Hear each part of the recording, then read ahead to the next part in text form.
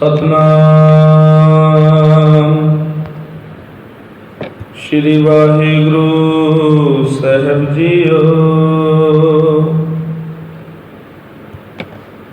बाणी गुरु गुरु है बाणी, विच बाणी अमृत सारे। गुरबाणी कहे सेवक जन मानै, परतख गुरु निस्तारे। नाहू जति सती नहीं पढ़िया, मूर्ख मुगधा जन्म पाया। प्रणवत नानक तिनकी सरणा, जिन तू नाही विसरिया। वाहिगुरु दसां पातशाहियां दी आत्मिक जोत, चवर छत्र तख दे मालक, नाम बाणी के बोहित, धन गुरु शब्द गुरु जगत गुरु निह कलंक अवतार गुरु सच्चे पिता वाहिगुरु। धन धन साहिब श्री गुरु ग्रंथ साहिब महाराज जी की पावन पवित्र हजूरी सेवा अंदर जुड़ बैठी गुरु सवारी गुरु प्यार वाली गुरु रूप साध संगत जी, गुरु फतेह प्रवान करो जी। वाहिगुरु जी का खालसा वाहिगुरु जी की फतेह। वड्डे भागां वाले हाँ जो अमृत वेले दे दीवाना की हाज़री भरद्या होया सतगुरां की हजूरी अंदर विराजमान हो के अलाही हरज सरवण कर रहे हैं। गुरु सवारियां पासों आसा जी के वार दे कीर्तन आप जी ने सरवण कीते। सो बड़े प्यार दे नाल गुर शब्द की विचार दे नाल जुड़ना करिए। अज दा ये पावन शब्द धन गुरु ग्रंथ साहिब महाराज सच्चे पातशाह जी के पावन पवित्र अंग 482 के सुभाएमान भगत बाबा कबीर जी के द्वारा उचारण किया होया है। आसा राग दे विच स्वाओ बड़े प्यार दे नाल इस शब्द की विचार नूं सरवण करिए जी। बचन करते ने, हम कर सूत ते नैनित ताना, कंठ जनेऊ तुम्हारे। तुम तो वेद पढ़ो गायत्री, गोबिंद हृदय हमारे। इस शब्द दे विच भगत जी समझाउण दा यतन कर रहे ने भी सिर्फ पहरावियां दे नाल पहरावे पा लैणे, बाणे पा लैणे, पहरावे अपना लैण दे नाल परमात्मा की प्राप्ति नहीं हुंदी। क्योंकि रब का संबंध सुरत दे नाल है, धर्म का संबंध मन दे नाल है। जे मन की विचार सुरत का आधार ही धार्मिक नहीं तो पहरावे पाउण दा की लाभ, धार्मिक चिन्ह पाउण दा की लाभ। क्योंकि जे सुरत दे विच धर्म के असूल ही ना होण, रब्बी गुण ना होण जीवनी दे विच, मन मंदिर दे विच लालच भरिया पिया होवे, दवैश होवे, ईरखा होवे ते सिर्फ दुनिया नूं ठगण दे लई, कोरे विखावे करन दे लई धर्म के चिन्ह पा के कोई बंदा धार्मिक बनया फिरे ते हजूर कहते इदा रब की प्राप्ति नहीं हो सकती। गल्ली असी चंगियां अचारी बुरियां हाँ, मनो कसूदा कालियां बाहर चिटवियां। गल्लां तां बड़ियां चंगियां कर लैने आ, मन दीयां भावनावां कालियां होण ते बाहर चिट्टे पाए किस काम दे। गल तां आचरण दी है ना, भी आचरण ही जदों धर्मी नहीं। धर्म का संबंध सुरत दे नाल है। रब्बी गुणां दी सांझ अपनी सुरत दे नाल जोड़, मन दे विच भाव अपने विचारां दे विच उस मालिक दी मिठी याद नूं उहदी रज़ा नूं लैके आ। शरीर दा पहरावा अपने आप ही धर्मी हो जाएगा। को सतनाम श्री वाहिगुरू। हुण इत्थे उस वक्त उस समय दे ब्राह्मण प्रधान दे उत्ते किंतु करदिआं होइआं भगत बाबा कबीर जी बचन कर रहे हैं। इत्थे किसी धर्म नूं या किसी धार्मिक मत नूं टारगेट नहीं किया गया। सर्ब सांझी मनुखता नूं एक सांझा उपदेश देने का यतन किया है भी धर्म का विखावा चाहे कोई भी करे, वो किसी भी मत के नाल संबंध क्यों ना रखता होवे, किसी भी अपने आप दे विच धर्म के नाल बिलोंग क्यों ना करता होवे, लेकिन जिहड़ा सिर्फ विखावे करता है, सिर्फ शरीर के पहराविਆਂ तक जिन्हें धर्म नूं सीमित रखिया, वो धर्मी नहीं हो सकता।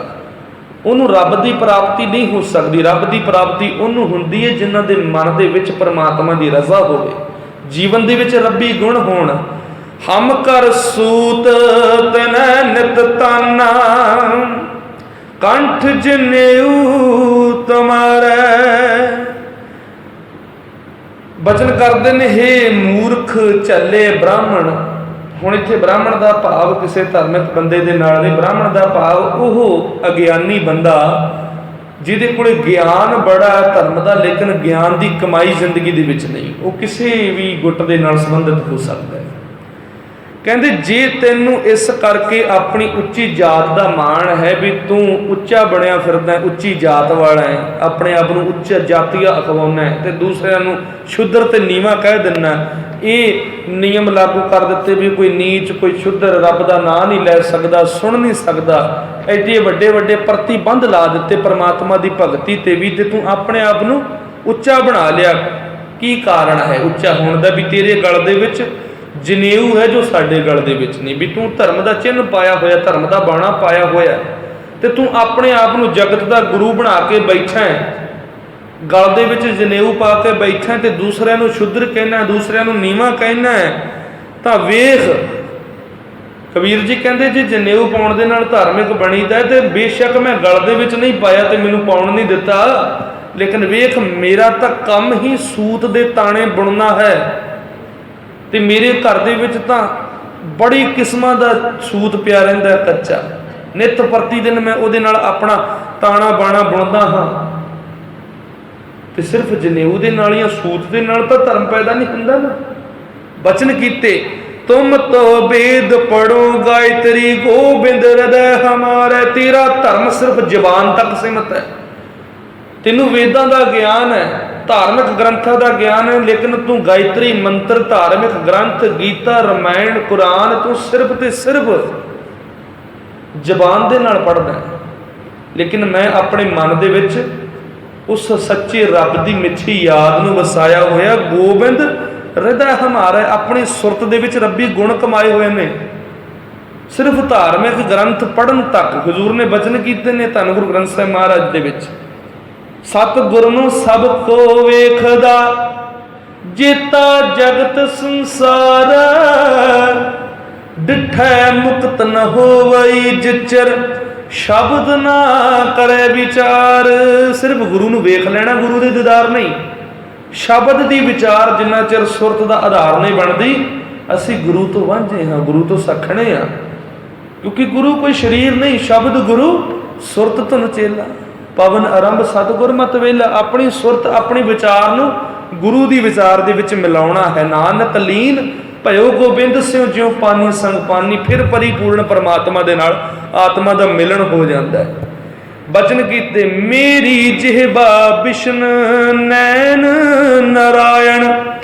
ਹਿਰਦੈ ਬਸੈ ਗੋਬਿੰਦਾ, ਜਮ ਦਵਾਰ ਜਬ ਪੂਛ ਸਬਵਰੇ। ਤਬ ਕਿਆ ਕਸੈ ਮੁਕੰਦਾ। ਹੈ ਕਮਲੇ ਬ੍ਰਾਹਮਣ, ਪ੍ਰਭੂ ਜੀ ਮੇਰੀ ਜੀਭ ਉੱਤੇ, ਮੇਰੀਆਂ ਅੱਖਾਂ ਵਿੱਚ ਤੇ ਮੇਰੇ ਦਿਲ ਵਿੱਚ ਵਸਦੇ ਹਨ। ਮਾਲਕ ਤਾਂ ਰੋਮ ਰੋਮ ਦੇ ਵਿੱਚ ਵਸ ਰਿਹਾ। ਸਭੈ ਘਟ ਰਾਮ ਬੋਲੇ, ਰਾਮਾ ਬੋਲੇ, ਰਾਮ ਬਿਨਾ ਕੋ ਬੋਲੇ ਲੈ। ਉਹ ਰਾਮ ਜਿਹੜਾ ਪਰਮਾਤਮਾ ਪਰਿਪੂਰਨ, ਜਿਸ ਨੇ ਕਾਇਨਾਤ ਸਾਜੀ ਹੈ, ਉਹ ਤਾਂ ਸ੍ਰਿਸ਼ਟੀ ਦੇ ਕਣ ਕਣ ਦੇ ਵਿੱਚ ਵਿਆਪਕ ਹੈ, ਰੋਮ ਰੋਮ ਦੇ ਵਿੱਚ ਹੈ। ਜਮ ਦੁਆਰ ਜਬ ਪੂਛ ਸਬਵਰੇ, ਤਬ ਕਿਆ ਕਸੈ ਮੁਕੰਦਾ। ਪਰ ਤੈਨੂੰ ਜਦੋਂ ਧਰਮਰਾਜ ਦੀ ਹਜ਼ੂਰੀ ਦੇ ਵਿੱਚ ਪ੍ਰਭੂ ਨੇ ਇਹ ਗੱਲ ਪੁੱਛਣੀ ਹੈ ਤੇ ਤੂੰ ਕੀ ਉੱਤਰ ਦੇਵੇਂਗਾ? ਕਿ ਕੀ ਕਰਦਾ ਰਿਹਾ ਸਾਰੀ ਉਮਰ? ਸਿਰਫ ਧਰਮ ਦਾ ਪਖੰਡ ਕੀਤਾ, ਧਰਮ ਦੇ ਵਿਖਾਵੇ ਕੀਤੇ, ਸਿਰਫ ਧਾਰਮਿਕ ਗ੍ਰੰਥ ਪੜ੍ਹ ਕੇ ਲੋਕਾਂ ਨੂੰ ਉਪਦੇਸ਼ ਦਿੱਤਾ, ਕਦੇ ਜ਼ਿੰਦਗੀ ਦੇ ਵਿੱਚ ਧਰਮ ਦੇ ਅਸੂਲਾਂ ਨੂੰ ਕਮਾਇਆ? ਜਦੋਂ ਇਹ ਸਵਾਲ ਤੇਰੇ ਤੋਂ ਹੋਣੇ ਆ ਤੇ ਤੂੰ ਬਿਲਕੁਲ ਨਿਰੰਤਰ ਹੋ ਜਾਣਾ। ਕਿਉਂ?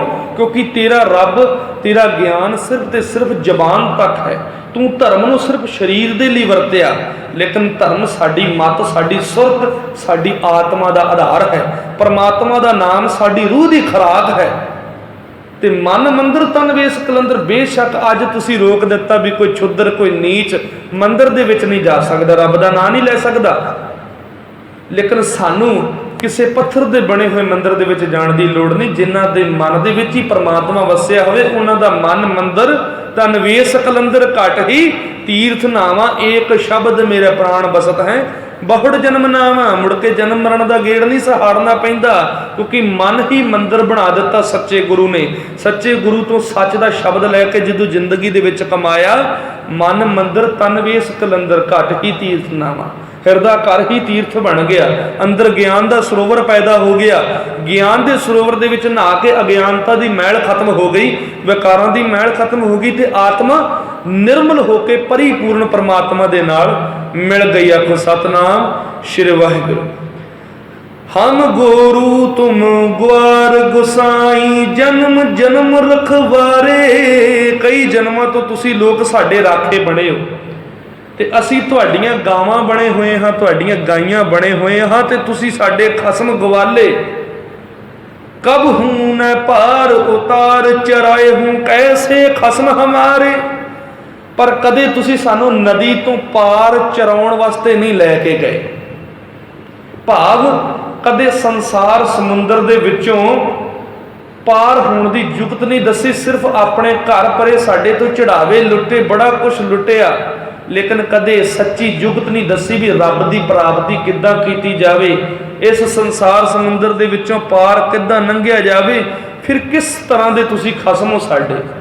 ਇਹੋ ਜਿਹੇ ਖਸਮ ਨੂੰ ਅਸੀਂ ਖਸਮ ਨਹੀਂ ਮੰਨਦੇ ਜਿਹੜਾ ਮਤਲਬ ਪ੍ਰਸਤ ਹੋਵੇ, ਜਿਹੜਾ ਸਾਡੀ ਜ਼ਿੰਦਗੀਆਂ ਦਾ ਸਿਰਫ ਆਪਣੇ ਸੁੱਖ ਦੇ ਲਈ ਇਸਤੇਮਾਲ ਕਰੇ, ਸਾਡੀਆਂ ਭਾਵਨਾਵਾਂ ਦੇ ਨਾਲ ਖਿਲਵਾੜ ਕਰੇ, ਸਾਨੂੰ ਖੁਆਰੀ ਵਾਲੇ ਰਾਹ ਤੇ ਤੋਰੇ, ਖੁਦ ਤਾਂ ਟੁੱਟਿਆ ਹੋਵੇ ਲੇਕਿਨ ਸਾਡੇ ਜੀਵਨ ਨੂੰ ਵੀ ਕਰਮ ਕਾਂਡਾਂ ਦੇ ਵਿੱਚ ਉਲਝਾ ਕੇ ਰੱਬ ਤੋਂ ਦੂਰ ਕਰ ਦੇਵੇ।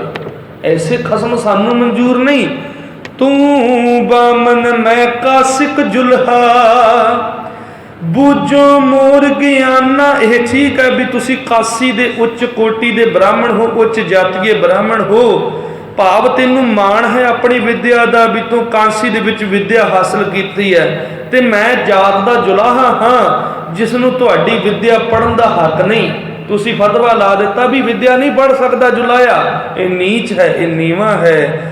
ਤੁਮ ਤੋ ਜਾਚੇ ਭੂਪਤ ਰਾਜੇ ਹਰ ਸਿਉ ਮੂਰਤ ਆਨਾ। ਪਰ ਮੇਰੀ ਵਿਚਾਰ ਇੱਕ ਹੀ ਗੱਲ ਸੋਚ ਕੇ ਕਿ ਵਿਦਿਆ ਪੜ੍ਹ ਕੇ ਤੁਸੀਂ ਆਖਰ ਕਰਦੇ ਕੀ ਹੋ। ਤੁਸੀਂ ਤਾਂ ਰਾਜੇ ਰਾਣੀਆਂ ਤੋਂ ਮੰਗਦੇ ਫਿਰਦੇ ਹੋ। ਤੁਸੀਂ ਤਾਂ ਮੰਗਤਿਆਂ ਨੂੰ ਖੁਸ਼ ਕਰਨ ਦਾ ਯਤਨ ਕੀਤਾ, ਅਥਾਹ ਗਿਆਨ ਹਾਸਲ ਕਰ ਲਿਆ ਲੇਕਿਨ ਸਿਰਫ ਦੁਨੀਆ ਨੂੰ ਖੁਸ਼ ਕਰਨ ਦੇ ਲਈ। ਤੇ ਮੇਰੀ ਸੁਰਤ ਪ੍ਰਮਾਤਮਾ ਦੇ ਨਾਲ ਜੁੜੀ ਹੈ। ਕਹੋ ਰੇ ਪੰਡਤ ਬਾਹਮਣ ਕਬ ਹੋਏ, ਬਾਹਮਣ ਕਹਿ ਜਨਮ ਮਤ ਖੋਏ। ਜੋ ਤੂੰ ਬ੍ਰਾਹਮਣ ਬ੍ਰਾਹਮਣ ਹੀ ਜਾਇਆ ਤੋ ਆਨ ਬਾਟ ਕਾਹ ਨਹੀਂ ਆਇਆ। ਤੁਸੀਂ ਬ੍ਰਾਹਮਣ ਬਣ ਕੇ ਉੱਚੇ ਹੋ ਕੇ ਸਾਡੇ ਸਿਰਾਂ ਤੇ ਬੈਠ ਗਏ ਹੋ। ਤੁਹਾਡੇ ਜਨਮ ਲੈਣ ਦਾ ਤਰੀਕਾ ਵੱਖਰਾ ਕਿਉਂ ਨਹੀਂ? ਜਨਮ ਤਾਂ ਤੁਹਾਡਾ ਉਸੇ ਤਰ੍ਹਾਂ ਹੋਇਆ ਜਿੱਦਾਂ ਸੰਸਾਰ ਦੇ ਵਿੱਚ ਹਰ ਇੱਕ ਜੀਵ ਦਾ ਹੋ ਰਿਹਾ ਤੇ ਉਸੇ ਮਾਂ ਦੇ ਗਰਭ ਦੇ ਵਿੱਚੋਂ ਜਨਮ ਲੈ ਕੇ ਤੁਮ ਕਤ ਬ੍ਰਾਹਮਣ ਹਮ ਕਤ ਸੂਦ ਹਮ ਕਤ ਲੋਹੂ ਤੁਮ ਕਤ ਦੂਧ। ਤੁਸੀਂ ਬ੍ਰਾਹਮਣ ਬਣ ਗਏ, ਉੱਚੇ ਬਣ ਗਏ, ਸਾਨੂੰ ਮੰਦਿਰ 'ਚ ਆਉਣ ਤੋਂ ਰੋਕਤਾ, ਰੱਬ ਦਾ ਨਾਂ ਲੈਣ ਤੋਂ ਰੋਕਤਾ, ਵਿਦਿਆ ਪੜ੍ਹਨ ਤੋਂ ਰੋਕਤਾ, ਛੁੱਦਰ ਬਣਾ ਦਿੱਤਾ, ਨੀਚ ਬਣਾ ਦਿੱਤਾ। ਆਪਣੀਆਂ ਨਾੜਾਂ ਚੀਰ ਕੇ ਵੇਖੋ ਕਿ ਸਾਡੀਆਂ ਰਗਾਂ ਦੇ ਵਿੱਚ ਤਾਂ ਲਾਲ ਰੰਗ ਦਾ ਖੂਨ ਦਿੱਤਾ ਰੱਬ ਨੇ, ਕਿ ਤੁਹਾਡੀਆਂ ਨਾੜਾਂ ਦੇ ਵਿੱਚ ਦੁੱਧ ਤਾਂ ਨਹੀਂ? ਇਹ ਸਵਾਲ ਕੀਤਾ ਹੈ। ਬਾਹਮਣ ਗੁਰੂ ਹੈ ਜਗਤ ਕਾ ਭਗਤਨ ਕਾ ਨਾ ਹੈ। ਬੇਸ਼ੱਕ ਤੁਸੀਂ ਜਗਤ ਦੇ ਗੁਰੂ ਬਣੇ ਬੈਠੋ, ਜਗਤ ਦੇ ਲੋਕਾਂ ਨੂੰ ਬੇਸ਼ੱਕ ਆਪਣੀ ਝਾਂਸੇ ਦੇ ਵਿੱਚ ਲੈ ਕੇ ਠੱਗਦੇ ਰਹੋ, ਲੇਕਿਨ ਭਗਤ ਤੁਹਾਨੂੰ ਕਦੇ ਆਪਣਾ ਗੁਰੂ ਨਹੀਂ ਮੰਨਣਗੇ। ਭਗਤਾਂ ਦੀ ਆਸ ਤੇ ਮੁਰਾਦ ਸਿਰਫ ਤੇ ਸਿਰਫ ਪਰਿਪੂਰਨ ਪਰਮਾਤਮਾ ਤੱਕ ਹੈ। ਕਹੋ ਕਬੀਰ ਜੋ ਬ੍ਰਹਮ ਵਿਚਾਰੈ ਸੋ ਬ੍ਰਾਹਮਣ ਕਈਅਤ ਹੈ ਮਾਰੇ। ਮੈਂ ਤਾਂ ਅਸਲ ਸੱਚਾ ਬ੍ਰਾਹਮਣ ਉਸ ਨੂੰ ਮੰਨਦਾ ਜਿਹਦੇ ਅੰਦਰ ਬ੍ਰਹਮ ਦੀ ਵਿਚਾਰ ਹੋਵੇ, ਬ੍ਰਹਮ ਭਾਵ ਰੱਬੀ ਗੁਣ ਹੋਣ, ਇਨਸਾਨੀਅਤ ਦੀ ਭਾਵਨਾ ਹੋਵੇ, ਸਭ ਨੂੰ ਇੱਕ ਨਜ਼ਰ ਦੇ ਨਾਲ ਵੇਖਦਾ ਹੋਵੇ। ਏਕ ਦ੍ਰਿਸ਼ਟ ਕਰ ਸਮਸਰ ਜਾਣੈ ਜੋਗੀ ਕਹੀਆ ਸੋਈ। ਜਿਹੜਾ ਕਿਸੇ ਨੂੰ ਊਚ ਨੀਚ ਜਨਮ ਦੇ ਆਧਾਰ ਤੇ ਨਾ ਗਿਣਦਾ ਹੋਵੇ, ਕਰਮਾਂ ਦੇ ਆਧਾਰ ਤੇ ਊਚ ਨੀਚ ਦੀ ਪਰਿਭਾਸ਼ਾ ਨੂੰ ਗਿਣਦਾ ਹੋਵੇ। ਜੰਮਣ ਤੇ ਤੁਸੀਂ ਕਿਸੇ ਨੂੰ ਨੀਚ ਕਹਿ ਦਿੰਦੇ ਹੋ, ਕਿਸੇ ਨੂੰ ਊਚ ਕਹਿ ਦਿੰਦੇ ਹੋ।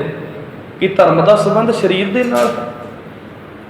ਭਰੋਸਾ ਤੇ ਵਿਸ਼ਵਾਸ ਜਿਹੜਾ ਹੁੰਦਾ ਉਹਦੇ ਨਾਲ ਰੱਬ ਦੀ ਪ੍ਰਾਪਤੀ ਹੁੰਦੀ ਹੈ। ਸਾਚ ਕਹੂੰ ਸੁਣ ਲਿਓ ਸਭੈ ਜਿਨ ਪ੍ਰੇਮ ਕੀਓ ਤਿਨ ਹੀ ਪਰ ਪਾਇਓ। ਜ਼ਿੰਦਗੀ ਦੇ ਵਿੱਚ ਸਿਰਫ ਗਿਆਨ ਹੋਵੇ, ਪਿਆਰ ਨਾ ਹੋਵੇ ਤੇ ਰੱਬ ਦੀ ਪ੍ਰਾਪਤੀ ਨਹੀਂ ਹੋ ਸਕਦੀ। ਜ਼ਿੰਦਗੀ ਦੇ ਵਿੱਚ ਸਿਰਫ ਤੇ ਸਿਰਫ ਕੋਰੀਆਂ ਗੱਲਾਂ ਹੋਣ, ਧਾਰਮਿਕ ਗੱਲਾਂ ਹੋਣ, ਲੇਕਿਨ ਜ਼ਿੰਦਗੀ ਦੇ ਵਿੱਚ ਕਦੇ ਵਿਸ਼ਵਾਸ ਤੇ ਕਮਾਈ ਨਾ ਹੋਵੇ, ਸ਼ਰਧਾ ਤੇ ਭਰੋਸਾ ਨਾ ਹੋਵੇ, ਤੇ ਰੱਬੀ ਗੁਣ ਜ਼ਿੰਦਗੀ ਦੇ ਵਿੱਚ ਕਦੇ ਕਮਾਏ ਨਾ ਹੋਣ, ਤੇ ਪਰਮਾਤਮਾ ਦੀ ਪ੍ਰਾਪਤੀ ਕਿੱਦਾਂ ਹੋਵੇ। ਇੱਕ ਉਦਾਹਰਣ ਹੈ ਇੱਕ ਰਾਜੇ ਤੇ ਰਾਣੀ ਦਾ ਪਿਆਰ ਦੀ ਪਰਿਭਾਸ਼ਾ ਕੀ ਹੁੰਦੀ ਹੈ। ਪਿਆਰ ਕੈਸਾ ਹੋਵੇ ਰੱਬ ਦੇ ਨਾਲ। ਪਿਆਰ ਕਰਨ ਵਾਲੇ ਤੁਹਾਨੂੰ ਦੁਨੀਆ ਤੇ ਬੜੇ ਮਿਲ ਜਾਣਗੇ। ਕਈ ਪ੍ਰੇਮੀ ਜੋੜੇ ਹੁੰਦੇ ਜਿਹੜੇ ਇੱਕ ਦੂਜੇ ਨਾਲ ਕੀ ਵਾਅਦਾ ਕਰਦੇ ਆ ਵੀ ਮੈਂ ਤੇਰੇ ਲਈ ਆਪਣੀ ਜਾਨ ਦੇ ਸਕਦਾ, ਵੀ ਤੇਰੇ ਲਈ ਆਪਣੀ ਜਾਨ ਦੇ ਦੇਵਾਂਗਾ ਪਰ ਤੈਨੂੰ ਨਹੀਂ ਛੱਡ ਸਕਦਾ। ਲੇਕਿਨ ਕੋਈ ਵਿਰਲਾ ਹੁੰਦਾ ਜਿਹੜਾ ਕਹਿੰਦਾ ਮੈਂ ਤੇਰੀ ਖੁਸ਼ੀ ਲਈ ਤੈਨੂੰ ਵੀ ਛੱਡ ਸਕਦਾ, ਤੇਰੀ ਖੁਸ਼ੀ ਦੇ ਲਈ ਆਪਣਾ ਪਿਆਰ ਕੁਰਬਾਨ ਕਰ ਸਕਦਾ। ਇਹ ਕਿਸੇ ਵਿਰਲੇ ਦੇ ਹੱਕ ਦੇ ਵਿੱਚ ਆਉਂਦਾ ਹੈ। ਕਿਸੇ ਨੂੰ ਹਾਸਲ ਕਰਨ ਦੇ ਲਈ ਆਪਣੀ ਜਾਨ ਦੇ ਦੇਣਾ, ਕਿਸੇ ਨੂੰ ਖੁਸ਼ ਕਰਨ ਦੇ ਲਈ ਆਪਣੀ ਜਾਨ ਦੇ ਦੇਣਾ, ਇੱਥੇ ਵੀ ਇੱਕ ਸਵਾਰਥ ਹੈ, ਕਿਉਂਕਿ ਮਨ ਦੇ ਵਿੱਚ ਇਹ ਹੈ ਵੀ ਤੂੰ ਮੈਨੂੰ ਮਿਲਣਾ ਹੀ ਚਾਹੀਦਾ। ਲੇਕਿਨ ਕਿਤੇ ਇਹ ਗੱਲ ਹੁੰਦੀ ਹੈ, ਕੋਈ ਕਹਿੰਦਾ ਵੀ ਤੇਰੀ ਖੁਸ਼ੀ ਜੇ ਮੇਰੇ ਨਾਲ ਨਹੀਂ ਤੇ ਜਾ, ਕੋਈ ਗੱਲ ਨਹੀਂ, ਮੈਂ ਤੇਰੀ ਖੁਸ਼ੀ ਦੇ ਲਈ ਆਪਣਾ ਪਿਆਰ ਕੁਰਬਾਨ ਕੀਤਾ, ਤੈਨੂੰ ਆਪਣੀ ਜ਼ਿੰਦਗੀ ਤੋਂ ਆਜ਼ਾਦ ਕੀਤਾ। ਅਸਲ ਦੇ ਵਿੱਚ ਇਹ ਭਗਤੀ ਹੈ। ਇੱਕ ਰਾਜਾ ਤੇ ਰਾਣੀ ਸਨ। ਰਾਣੀ ਬੜੀ ਸਿਦਕੀ ਤੇ ਬੜੀ ਪਿਆਰ ਵਾਲੀ, ਸ਼ਾਇਦ ਮੈਂ ਤੁਹਾਡੇ ਨਾਲ ਸਾਂਝੀ ਕੀਤੀ ਹੋਵੇ ਸਾਥੀ, ਬੜੀ ਪਿਆਰ ਵਾਲੀ ਹੈ। ਮੈਂ ਇੱਕ ਉਦਾਹਰਣ ਦੇ ਰਿਹਾ ਵੀ ਭਰੋਸਾ ਤੇ ਪ੍ਰੇਮ ਕੈਸਾ ਹੋਵੇ। ਸਿਰਫ ਗੱਲਾਂ ਦੇ ਨਾਲ ਰੱਬ ਦੀ ਪ੍ਰਾਪਤੀ ਨਹੀਂ ਹੁੰਦੀ। ਰਾਣੀ ਇੱਕ ਬਹੁਤ ਹੀ ਪਤੀਵਰਤਾ ਤੇ ਸੱਚੀ ਭਾਵਨਾ ਵਾਲੀ ਔਰਤ ਸੀ, ਜਿਹੜੀ ਆਪਣੇ ਪਤੀ ਨੂੰ ਪਰਮੇਸ਼ਰ ਸਮਝਦੀ ਸੀ, ਰੱਬ ਸਮਝਦੀ ਸੀ। ਸਿਰਫ ਕਹਿੰਦੀ ਨਹੀਂ ਸੀ, ਰੱਬ ਸਮਝ ਕੇ ਉਹਦੀ ਸੇਵਾ ਕਰਦੀ ਸੀ। ਉਹਦੇ ਲਈ ਉਹਦਾ ਪਤੀ ਹੀ ਸਭ ਕੁਝ ਸੀ। ਉਹ ਰਾਣੀ ਤੇ ਰਾਜੇ ਦਾ ਬੜਾ ਪਿਆਰ ਸੀ, ਬੜੀ ਸੁੱਖਾਂ ਦੀ ਜ਼ਿੰਦਗੀ ਬਤੀਤ ਕਰ ਰਹੇ ਸਨ। ਲੇਕਿਨ ਜ਼ਿੰਦਗੀ ਦੇ ਵਿੱਚ ਇੱਕ ਥੋੜ ਸੀ, ਉਹਨਾਂ ਦੇ ਘਰ ਕੋਈ ਔਲਾਦ ਨਹੀਂ ਹੋਈ। ਤੇ ਰਾਣੀ ਦੇ ਮਨ ਦੇ ਵਿੱਚ ਵਿਚਾਰ ਆਇਆ ਵੀ ਵੈਦਾਂ ਨੇ ਮੈਨੂੰ ਕਹਿ ਦਿੱਤਾ ਵੀ ਮੇਰੀ ਕੁੱਖ ਬਾਂਝ ਹੈ, ਮੈਂ ਬੰਜਰ ਹਾਂ ਤੇ ਮੇਰੇ ਘਰ ਔਲਾਦ ਨਹੀਂ ਹੋ ਸਕਦੀ, ਤੇ ਮੈਂ ਆਪਣੇ ਦੁੱਖ ਆਪਣੇ ਘਰ ਵਾਲੇ ਤੇ ਕਿਉਂ ਥੋਪਾਂ। ਇਹਨਾਂ ਨੂੰ ਤਾਂ ਹੱਕ ਹੈ ਖੁਸ਼ ਰਹਿਣ ਦਾ। ਤੇ ਮਨ ਦੇ ਵਿੱਚ ਆਸ ਹੈ ਵੀ ਸਾਡੇ ਘਰ ਵੀ ਕੋਈ ਬੱਚਾ ਹੋਵੇ ਜਿਹੜਾ ਸਾਡੇ ਰਾਜ ਭਾਗ ਦਾ ਵਾਲੀ ਵਾਰਸ ਬਣੇ ਤੇ ਗਾਂ ਸਾਡੀ ਅੰਸ਼ ਵੰਸ਼ ਨੂੰ ਵਧਾਵੇ। ਇਹ ਆਸ ਕਰਦੀ ਹੋਈ ਉਹ ਰਾਣੀ ਨੇ ਇੱਕ ਦਿਨ ਰਾਜੇ ਦੇ ਨਾਲ ਵਿਚਾਰ ਕੀਤੀ ਵੀ ਕਹਿੰਦੀ ਮੈਂ ਕੁੱਖ ਤੋਂ ਸਖਣੀ ਹਾਂ, ਮੇਰੀ ਕੁੱਖ ਨੂੰ ਭਾਗ ਨਹੀਂ ਲੱਗ ਸਕਦੇ। ਮੈਂ ਚਾਹੁੰਦੀ ਹਾਂ ਵੀ ਆਪਣੇ ਰਾਜ ਨੂੰ ਸੰਭਾਲਣ ਵਾਲਾ ਕੋਈ ਵਾਲੀ ਵਾਰਸ ਆ ਜਾਵੇ ਆਪਣੇ ਘਰ, ਤੇ ਮੈਂ ਚਾਹੁੰਦੀ ਹਾਂ ਵੀ ਤੁਸੀਂ ਦੂਸਰੀ ਸ਼ਾਦੀ ਕਰ ਲਓ, ਦੂਸਰੀ ਸ਼ਾਦੀ ਕਰ ਲਓ ਤੇ ਸਾਡਾ ਵਾਰਸ ਆ ਜਾਵੇ ਜਿਹੜਾ ਰਾਜ ਭਾਗ ਨੂੰ ਸੰਭਾਲੇਗਾ ਤੇ ਆਪਣਾ ਵੰਸ਼ ਅੱਗੇ ਵਧੇਗਾ। ਰਾਜੇ ਨੇ ਕਿਹਾ ਇਹ ਕਿਸ ਤਰ੍ਹਾਂ ਹੋ ਸਕਦਾ, ਮੈਂ ਸੱਚੇ ਦਿਲੋਂ ਤੈਨੂੰ ਚਾਹੁੰਦਾ। ਮੈਂ ਤਾਂ ਕਦੇ ਇਹ ਵਿਚਾਰ ਵੀ ਆਪਣੇ ਮਨ ਦੇ ਵਿੱਚ ਨਹੀਂ ਲਿਆਇਆ ਵੀ ਮੈਂ ਤੈਨੂੰ ਛੱਡ ਕੇ ਕਿਸੇ ਹੋਰ ਔਰਤ ਦੇ ਨਾਲ ਵਿਆਹ ਕਰ ਲਵਾਂ। ਜੇ ਮੈਂ ਕਰਨਾ ਚਾਹੁੰਦਾ ਤੇ ਬੜੇ ਚਿਰ ਦਾ ਕਰ ਸਕਦਾ ਸੀ, ਮੈਨੂੰ ਕਿਸੇ ਚੀਜ਼ ਦੀ ਲੋੜ ਨਹੀਂ, ਕੋਈ ਗੱਲ ਨਹੀਂ, ਮੈਂ ਖੁਸ਼ ਹਾਂ, ਸੰਤੁਸ਼ਟ ਹਾਂ, ਮੈਨੂੰ ਤਸੱਲੀ ਹੈ ਵੀ ਤੂੰ ਮੇਰੇ ਨਾਲ ਹੈ। ਲੇਕਿਨ ਉਹ ਕਹਿੰਦੀ ਨਹੀਂ, ਮੈਨੂੰ ਤਸੱਲੀ ਨਹੀਂ ਹੈ ਜੀ, ਮੈਂ ਚਾਹੁੰਦੀ ਹਾਂ ਵੀ ਮੇਰੀ ਮਮਤਾ ਨੂੰ ਵੀ ਭਾਗ ਲੱਗਣ, ਮੈਂ ਵੀ ਕਿਸੇ ਨੂੰ ਆਪਣਾ ਪੁੱਤ ਕਹਿ ਕੇ ਖਿਡਾਵਾਂ। ਉਹਨੇ ਪਿਆਰ ਦਾ ਦਬਾਅ ਪਾ ਕੇ ਰਾਜੇ ਨੂੰ ਮਨਾ ਲਿਆ। ਉਹ ਵੱਡੀ ਰਾਣੀ ਨੇ ਆਪ ਆਪਣੇ ਘਰ ਦੇ ਵਿੱਚ ਆਪਣੀ ਸੌਕਣ ਲਿਆਂਦੀ, ਲੇਕਿਨ ਉਸਨੇ ਸੌਕਣ ਨਹੀਂ ਸਮਝਿਆ, ਉਹਨੇ ਤਾਂ ਆਪਣੀ ਭੈਣ ਸਮਝ ਕੇ ਲਿਆਂਦਾ। ਉਹਨੂੰ ਘਰ ਦੇ ਵਿੱਚ ਲਿਆਂਦਾ, ਘਰ ਵਸਾਇਆ, ਤੇ ਕੁਝ ਦਿਨਾਂ ਦੇ ਵਿੱਚ ਹੀ ਉਹਨੇ ਛੋਟੀ ਨੇ ਆਪਣੇ ਰੰਗ ਵਿਖਾਉਣੇ ਸ਼ੁਰੂ ਕਰ ਦਿੱਤੇ। ਉਹਦੇ ਮਨ ਦੇ ਵਿੱਚ ਲਾਲਚ ਹੈ ਵੀ ਮੈਂ ਰਾਜੇ ਨੂੰ ਵਾਰਸ ਦੇਣਾ ਤੇ ਰਾਜੇ ਦੇ ਸਾਰੇ ਰਾਜ ਭਾਗ ਦੀ ਅਧਿਕਾਰੀ ਵੀ ਮੈਂ ਆ, ਸਾਰੀਆਂ ਸੁੱਖ ਸਹੂਲਤਾਂ ਦੀ ਅਧਿਕਾਰੀ ਵੀ ਮੈਂ ਆ, ਤੇ ਰਾਜੇ ਦੇ ਉੱਤੇ ਉਹਦੀ ਹਰ ਇੱਕ ਚੀਜ਼ ਤੇ 100% ਅਧਿਕਾਰ ਮੇਰਾ, ਇਹਦਾ ਕੋਈ ਹੱਕ ਨਹੀਂ। ਉਹਨੇ ਕਲੇਸ਼ ਪਾਉਣਾ ਸ਼ੁਰੂ ਕਰ ਦਿੱਤਾ। ਕਹਿੰਦੀ ਮੈਂ ਘਰ ਛੱਡ ਕੇ ਚਲੀ ਜਾਵਾਂਗੀ, ਮੈਂ ਨਹੀਂ ਰਹਿੰਦੀ ਇੱਥੇ। ਕਹਿੰਦੇ ਕੀ ਗੱਲ ਹੋਈ? ਰਾਜੇ ਨੂੰ ਉਹਨੇ ਕਿਹਾ ਵੀ ਤੁਸੀਂ ਆਪਣੀ ਵੱਡੀ ਰਾਣੀ ਨੂੰ ਘਰੋਂ ਬਾਹਰ ਕੱਢ ਦਿਓ, ਨਹੀਂ ਤਾਂ ਮੈਂ ਘਰ ਛੱਡ ਕੇ ਚਲਾ ਜਾਵਾਂਗੀ, ਮੈਂ ਉਹਦੇ ਨਾਲ ਨਹੀਂ ਰਹਿੰਦੀ। ਰਾਜਾ ਕਹਿੰਦਾ ਮੈਂ ਇਹ ਨਹੀਂ ਕਰ ਸਕਦਾ, ਮੇਰੇ ਲਈ ਤੁਸੀਂ ਦੋਨੇ ਇੱਕ ਬਰਾਬਰ ਹੋ, ਮੈਂ ਕਦੇ ਤੇਰੇ ਤੇ ਉਹਦੇ ਵਿੱਚ ਫਰਕ ਨਹੀਂ ਕੀਤਾ। ਰਾਜੇ ਨੇ ਇਨਕਾਰ ਕਰ ਦਿੱਤਾ। ਉਹ ਕਹਿੰਦੀ ਮੈਂ ਘਰ ਛੱਡ ਕੇ ਚਲੀ ਜਾਵਾਂਗੀ। ਜਦੋਂ ਵੱਡੀ ਰਾਣੀ ਨੇ ਇਹ ਸਾਰੀ ਗੱਲ ਸੁਣੀ, ਉਹ ਸਿੱਧਕੀ ਸੀ, ਭਰੋਸੇ ਵਾਲੀ ਸੀ, ਆਪਣੇ ਖਸਮ ਦੀ ਖੁਸ਼ੀ ਦੇ ਲਈ ਆਪਣਾ ਪਿਆਰ ਤੱਕ ਉਹਨੇ ਕੁਰਬਾਨ ਕਰ ਦਿੱਤਾ। ਉਹਨੇ ਛੋਟੀ ਨੂੰ ਕਿਹਾ, ਭੈਣ ਤੂੰ ਗੁੱਸਾ ਨਾ ਕਰ, ਖੌਰ ਨਾ ਖਾ, ਸਮੱਸਿਆ ਤਾਂ ਮੇਰੇ ਨਾਲ ਹੀ ਆ ਨਾ, ਕੋਈ ਗੱਲ ਨਹੀਂ, ਮੈਂ ਇਹ ਮਹਿਲ ਛੱਡ ਕੇ ਛੋਟੇ ਮਕਾਨ ਦੇ ਵਿੱਚ ਚਲੀ ਜਾਂਦੀ ਆ, ਤੂੰ ਰਾਜੇ ਦੇ ਨਾਲ ਖੁਸ਼ ਰਹਿ, ਆਪਣੇ ਪਤੀ ਨੂੰ ਖੁਸ਼ ਰੱਖ, ਤੂੰ ਖੁਦ ਵੀ ਖੁਸ਼ ਰਹਿ, ਮੈਂ ਚਲੀ ਜਾਵਾਂਗੀ, ਪਰ ਇੱਕ ਬੇਨਤੀ ਹੈ ਮੇਰੀ, ਇੱਕ ਸੇਵਾ ਮੈਂ ਜ਼ਰੂਰ ਲੈਣੀ। ਉਹ ਕਹਿੰਦੀ ਕੀ? ਕਹਿੰਦੀ ਮੇਰੇ ਪਤੀ ਦੇ ਕੱਪੜੇ ਮੈਨੂੰ ਧੋਣ ਲਈ ਜ਼ਰੂਰ ਦੇ ਦਿਆ ਕਰੀ। ਉਹ ਸੇਵਾ ਮੈਂ ਅੱਜ ਤੱਕ ਆਪ ਕੀਤੀ ਹੈ, ਮੈਂ ਕਦੇ ਆਪਣੇ ਘਰ ਵਾਲੇ ਦੇ ਕੱਪੜੇ ਕਦੇ ਨੌਕਰਾਂ ਨੂੰ ਧੋਣ ਦੇ ਲਈ ਨਹੀਂ ਦਿੱਤੇ। ਤੇ ਉਹ ਲਾਲਚੀ ਰਾਣੀ ਨੇ ਸੋਚਿਆ ਵੀ ਇਹਦੇ ਵਿੱਚ ਮੈਨੂੰ ਕੀ ਸਮੱਸਿਆ, ਨੌਕਰਾਂ ਤੋਂ ਵੀ ਤਾਂ ਮੈਂ ਧਵਾਉਣਾ ਹੀ ਆ, ਕੋਈ ਗੱਲ ਨਹੀਂ ਤੂੰ ਧੋ ਦਿਆ ਕਰੀ, ਪਰ ਤੂੰ ਮਹਿਲ ਛੱਡ ਕੇ ਚਲੀ ਜਾ। ਉਹ ਚਲੀ ਗਈ ਮਹਿਲ ਛੱਡ ਕੇ। ਉਹਦੇ ਕੋਲੇ ਰੋਜ਼ਾਨਾ ਉਹਦੇ ਪਤੀ ਦੇ ਕੱਪੜੇ ਆ ਜਾਇਆ ਕਰਨ, ਤੇ ਆਪਣੇ ਪਤੀ ਦੇ ਕੱਪੜਿਆਂ ਦੇ ਵਿੱਚੋਂ ਹੀ ਆਪਣੇ ਪਤੀ ਦੇ ਦੀਦਾਰ। ਉਹਦਾ ਮਨ ਬੜਾ ਪ੍ਰਸੰਨ ਰਿਹਾ ਕਰੇ, ਖੁਸ਼ ਰਿਹਾ ਕਰੇ, ਆਪਣੇ ਪਤੀ ਦੇ ਕੱਪੜਿਆਂ ਦੀ ਸੇਵਾ ਕਰਕੇ ਹੀ ਉਹਦੇ ਮਨ ਦੇ ਵਿੱਚ ਤਸੱਲੀ, ਕਿਉਂਕਿ ਲਾਲਚ ਨਹੀਂ ਹੈ ਨਾ, ਸਿਰਫ ਸ਼ਰਤ ਨਹੀਂ ਹੈ ਵੀ ਮੇਰਾ ਪਤੀ ਹੀ ਮੇਰੇ ਕੋਲੇ ਹੋਵੇ। ਭਾਵਨਾ ਕੈਸੀ ਹੈ, ਕਿੱਡਾ ਭਰੋਸਾ ਹੈ, ਮਾਲਕ ਦੀ ਰਜ਼ਾ ਦੇ ਵਿੱਚ ਆਪਣੇ ਆਪ ਨੂੰ ਖੁਸ਼ ਰੱਖਣਾ। ਇਹੀ ਤਾਂ ਸਾਨੂੰ ਗੁਰਬਾਣੀ ਸਿਖਾਉਂਦੀ ਹੈ। ਆਪਣੇ ਪਤੀ ਦੇ ਕੱਪੜੇ ਧੋ ਕੇ ਵੀ ਉਹ ਸੰਤੁਸ਼ਟ ਸੀ, ਆਤਮਿਕ ਆਨੰਦ ਦੇ ਵਿੱਚ ਸੀ। ਤੇ ਛੋਟੀ ਰਾਣੀ ਨੇ ਇੱਕ ਦਿਨ ਆਪਣੀ ਨੌਕਰਾਣੀ ਨੂੰ ਭੇਜਿਆ ਵੀ ਜਾ ਕੇ ਵੇਖ ਵੱਡੀ ਦਾ ਹਾਲ ਕੀ ਆ, ਮੈਨੂੰ ਸੁਣਾ ਵੀ ਉਹ ਕਿੱਡੇ ਕੁ ਦੁੱਖਾਂ ਦੇ ਵਿੱਚ ਹੈ, ਤਾਂ ਕਿ ਮੇਰੀ ਆਤਮਾ ਨੂੰ ਠੰਡ ਪਵੇ। ਤੇ ਨੌਕਰਾਣੀ ਨੇ ਜਦੋਂ ਵੇਖਿਆ, ਉਹ ਬੜੀ ਖੁਸ਼ ਹੈ, ਹੱਸ ਰਹੀ ਹੈ, ਹੱਸ ਖੇਡ ਰਹੀ ਹੈ, ਮੱਥੇ ਤੇ ਕਿਸੇ ਤਰ੍ਹਾਂ ਦਾ ਕੋਈ ਸ਼ਿਕਵਾ ਨਹੀਂ, ਕੋਈ ਸ਼ਿਕਨ ਨਹੀਂ। ਉਹਨੇ ਜਾ ਕੇ ਛੋਟੀ ਨੂੰ ਦੱਸਿਆ, ਕਹਿੰਦੀ ਉਹ ਤਾਂ ਬੜੀ ਖੁਸ਼ ਹੈ, ਬੜੇ ਆਨੰਦ ਦੇ ਵਿੱਚ ਹੈ, ਉਹਦੀਆਂ ਗੱਲਾਂ ਬਾਤਾਂ ਤੋਂ ਕਿਤੇ ਵੀ ਨਹੀਂ ਲੱਗਿਆ ਵੀ ਉਹ ਦੁਖੀ ਹੋਣੀ ਹੈ। ਤੇ ਉਹਦੇ ਮਨ ਨੂੰ ਅੱਗ ਲੱਗ ਗਈ ਵੀ ਮੈਂ ਉਹਨੂੰ ਘਰੋਂ ਬਾਹਰ ਕੱਢ ਦਿੱਤਾ, ਉਹਦੇ ਘਰ ਵਾਲੇ ਤੋਂ ਅੱਡ ਕਰ ਦਿੱਤਾ, ਸਾਰੇ ਸੁੱਖ ਖੋਲੇ, ਫਿਰ ਵੀ ਉਹ ਖੁਸ਼ ਕਿਉਂ? ਲੇਕਿਨ ਜਿੱਦੀ ਕੁ ਸੋਚ ਹੁੰਦੀ ਹੈ ਬੰਦੇ ਦੀ, ਉਹਨਾਂ ਕੀ ਸੋਚਣਾ ਨਾ ਉਹਨੇ। ਨੌਕਰਾਣੀ ਨੇ ਕਿਹਾ ਵੀ ਮੈਨੂੰ ਪਤਾ ਖੁਸ਼ ਕਿਉਂ ਆ। ਕਹਿੰਦੀ ਕਿਉਂ ਆ? ਕਿਉਂਕਿ ਉਹਦੀ ਮਾਂ ਨੇ ਉਹਨੂੰ 9 ਲੱਖਾਂ ਹਾਰ ਦਿੱਤਾ ਸੀ ਵਿਆਹ ਵੇਲੇ, ਉਹ 9 ਲੱਖਾਂ ਹਾਰ ਉਹਦੇ ਕੋਲੇ, ਤਾਂ ਕਰਕੇ ਉਹ ਖੁਸ਼ ਹੈ। ਲੇਕਿਨ ਉਹਨਾਂ ਕਮਲੀਆਂ ਨੂੰ ਕੀ ਪਤਾ ਵੀ ਉਹ ਤਾਂ ਆਪਣੇ ਪਤੀ ਦੇ ਸੇਵਾ ਕਰਕੇ ਖੁਸ਼ ਹੋ ਰਹੀ ਹੈ, ਆਪਣੇ ਪਤੀ ਦੇ ਬਸਤਰ ਧੋ ਕੇ ਉਹ ਆਨੰਦ ਲੈ ਰਹੀ ਹੈ, ਕਿਉਂਕਿ ਉਹਦੀ ਭਾਵਨਾ ਸਿਰਫ ਆਪਣੇ ਖਸਮ ਦੇ ਨਾਲ ਹੈ, ਪਦਾਰਥਾਂ ਦੇ ਨਾਲ ਨਹੀਂ। ਲੇਕਿਨ ਜਿਨ੍ਹਾਂ ਦੀ ਭਾਵਨਾ ਹੀ ਪਦਾਰਥ ਦੇ ਨਾਲ ਜੁੜੀ ਹੋਵੇ, ਉਹ ਸੱਚੇ ਆਨੰਦ ਤੋਂ ਸੱਖਣੇ ਰਹਿ ਜਾਂਦੇ ਨੇ। ਦੌਲਤਾਂ ਹੋਣ ਦੇ ਬਾਵਜੂਦ ਵੀ ਉਹ ਅੰਦਰ ਅੰਦਰ ਸੜਦੇ ਰਹਿੰਦੇ ਨੇ ਈਰਸ਼ਾ ਦਵੇਸ਼ ਦੀ ਅੱਗ ਦੇ ਵਿੱਚ। ਉਹਨੇ ਕਿਹਾ ਮੈਨੂੰ ਉਹ 9 ਲੱਖਾਂ ਹਾਰ ਚਾਹੀਦਾ, ਮੈਂ ਉਹ ਤੋਂ ਖੋਹ ਲੈਣਾ ਹੈ। ਛੋਟੀ ਰਾਣੀ ਵੱਡੀ ਰਾਣੀ ਦੇ ਕੋਲੇ ਜਾਂਦੀ ਹੈ ਤੇ ਕਹਿੰਦੀ ਮੈਨੂੰ ਤੇਰਾ 9 ਲੱਖਾਂ ਹਾਰ ਚਾਹੀਦਾ, ਮੈਨੂੰ ਦੇ ਦੇ, ਜਿੰਨੀ ਕੀਮਤ ਲੈਣੀ ਹੈ ਲੈ ਲਾ। ਉਹ ਕਹਿੰਦੀ ਮੈਨੂੰ ਕੀਮਤ ਨਹੀਂ ਚਾਹੀਦੀ, ਬੇਸ਼ੱਕ ਤੂੰ 9 ਲੱਖਾਂ ਹਾਰ ਲੈਣਾ ਲੈ ਜਾ, ਲੇਕਿਨ ਮੈਨੂੰ ਇੱਕ ਵਚਨ ਚਾਹੀਦਾ। ਉਹ ਕਹਿੰਦੀ ਕੀ? ਦਿਹਾੜੀ ਦੇ ਵਿੱਚ ਇੱਕ ਟਾਈਮ ਮੈਂ ਆਪਣੇ ਪਤੀ ਦੇ ਦਰਸ਼ਨ ਕਰਨੇ, ਬੇਸ਼ੱਕ ਤੂੰ ਉੱਥੇ ਮੌਜੂਦ ਹੋਇਆ ਕਰੀ, ਆਪਣੀ ਮੌਜੂਦਗੀ ਦੇ ਵਿੱਚ ਇੱਕ ਵਾਰੀ ਮੈਨੂੰ ਇੱਕ ਮੇਰੇ ਪਤੀ ਦੇ ਚਰਨ ਛੂਹ ਲੈਣ ਦਿਆ ਕਰੀ, ਮੱਥਾ ਟੇਕ ਲੈਣ ਦਿਆ ਕਰੀ। ਦਿਹਾੜੀ ਦੇ ਵਿੱਚ ਇੱਕ ਵਾਰ ਮੈਂ ਆਪਣੇ ਪਤੀ ਦੇ ਦੀਦਾਰ ਕਰਨਾ ਚਾਹਾਂਗੀ।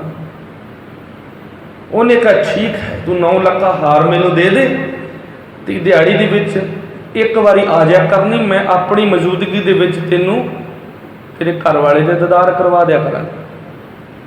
ਉਹਨੇ ਬੜੀ ਖੁਸ਼ੀ ਹੋਈ, ਚਾਅ ਚੜ੍ਹ ਗਿਆ, ਹਾਰ ਦੇ ਦਿੱਤਾ।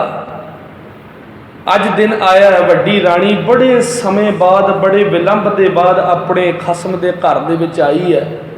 ਸਾਹਮਣੇ ਜਦੋਂ ਆਪਣੇ ਪਤੀ ਦੇ ਦੀਦਾਰ ਕੀਤੇ ਨੇ ਤੇ ਅੱਖਾਂ ਦੇ ਵਿੱਚੋਂ ਮੋਤੀ ਚੋ ਪਏ, ਅੱਖਾਂ ਸੇਜਲ ਹੋ ਗਈਆਂ।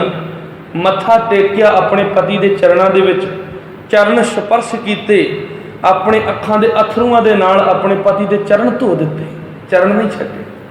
ਪਤੀ ਨੇ ਰਾਣੀ ਨੂੰ ਖੜੇ ਕੀਤਾ ਤੇ ਮੁਸਕਰਾ ਕੇ ਕਿਹਾ, ਕਹਿੰਦੇ ਧੰਨਵਾਦ ਕਰ ਛੋਟੀ ਦਾ, ਜਿਹਨੇ ਤੈਨੂੰ ਮੈਨੂੰ ਮਿਲਣ ਦੇ ਦਿੱਤਾ।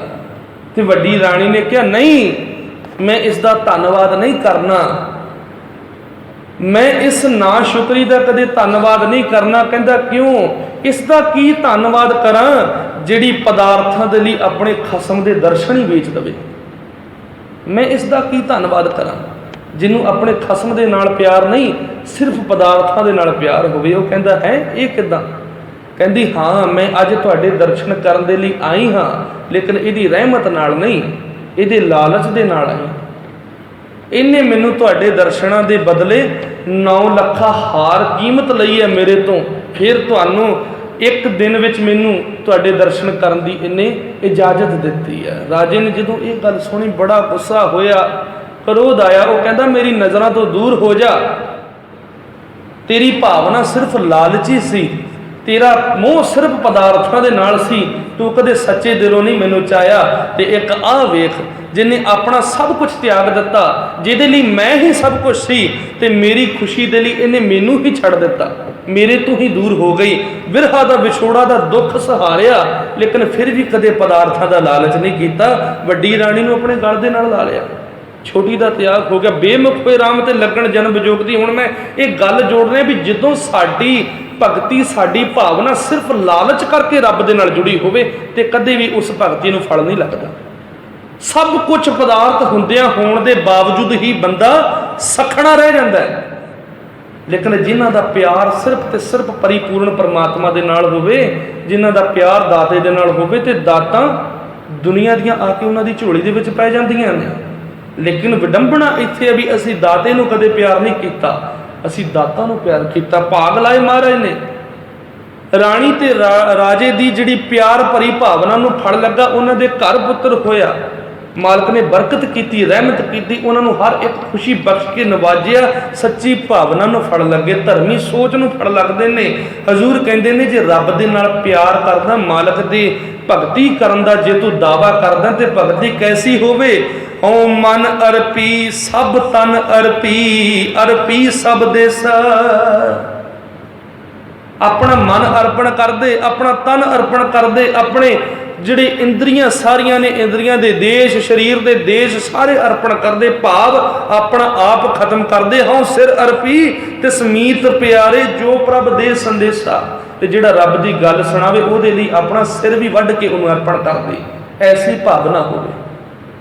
ਭਗਤੀ ਦੇ ਵਿੱਚ ਸਵਾਰਥ ਨਹੀਂ, ਅਰਦਾਸ ਦੇ ਵਿੱਚ ਸਵਾਰਥ ਨਹੀਂ ਦਿਖਣਾ ਚਾਹੀਦਾ। ਕੋਈ ਆਣ ਮਿਲਾਵੇ ਮੇਰਾ ਪ੍ਰੀਤਮ ਪਿਆਰਾ, ਹੋਂ ਤਿਸ ਪੇ ਆਪ ਬਚਾਈ। ਭਾਵਨਾ ਕੈਸੀ ਹੋਵੇ। ਤਨ ਮਨ ਕਾਟ, ਕਾਟ ਸਭ ਅਰਪੀ, ਵਿੱਚ ਅਗਨੀ ਆਪ ਜਲਾਈ।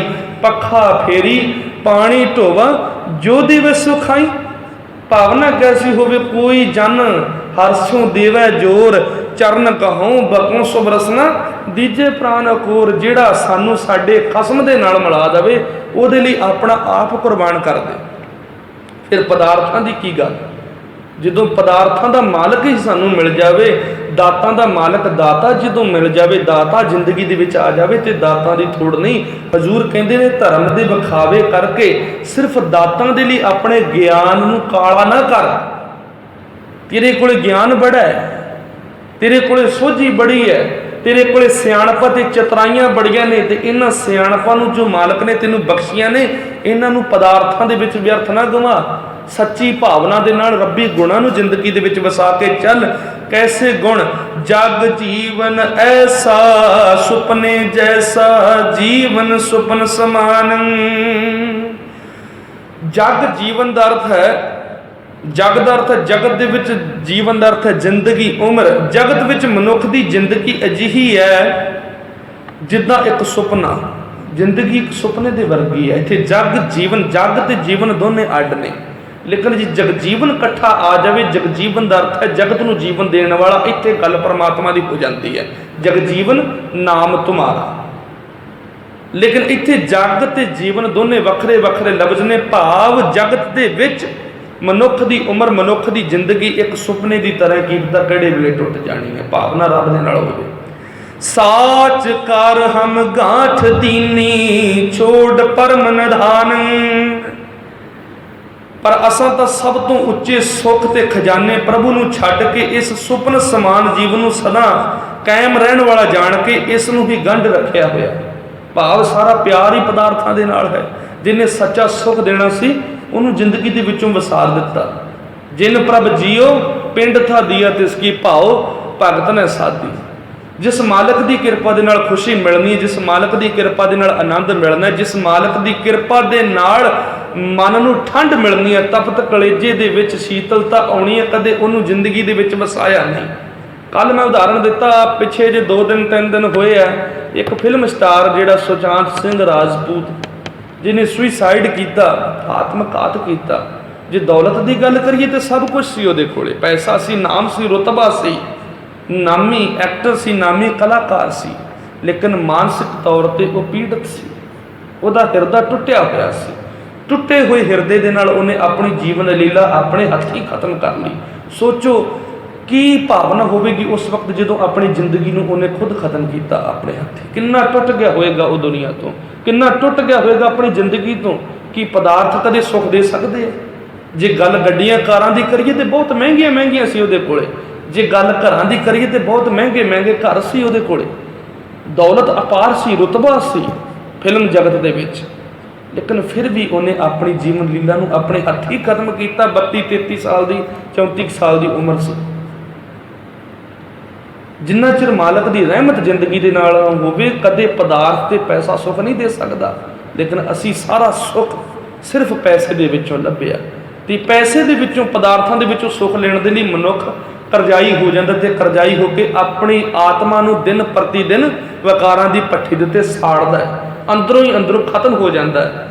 कदे किसी वड्डे हॉस्पिटल दे विच जाके वेखियो, तुहानूं बहुत ऐसे मरीज मिल जाणगे मानसिक रोगी जिहड़े करोड़ांपति परिवारां दे नाल संबंध रखते हो। लोग कैंसर की बीमारियां की गल करते हैं, लोग हुण करोना तो घबराए फिरदे हैं, लेकिन सब तो वड्डा रोग है मानसिक रोग, जिहड़ा बंदे नूं इन्ना मजबूर कर दिंदा भी खुद अपने हथी अपने आप नूं खत्म कर लैंदा है, अपने हथी अपने आप नूं जहर दे लैंदा है, अपने हथी जिहड़ा हीरे वर्गा जन्म, सब तो वडमुला खजाना जो मनुखा दे ही मालक ने बख्शी है, उन्होंने अपने हथी उजाड़ लैंदा है। सब सुख सहूलतां होने के बावजूद भी अपने आप को खत्म कर लैंदा, जिहदे मन नूं शांति न होवे, जिहदा हिरदा तपिया पिया होवे, जिहदा अंदर सड़िया पिया होवे, ते अंदर नूं शीतलता सिर्फ ते सिर्फ परिपूर्ण परमात्मा दे देनी है, रब्बी गुणां दे देनी है। जे जिंदगी दे विच सब्र नहीं, संतोख नहीं, तो कोई सुख ही नहीं हो सकता।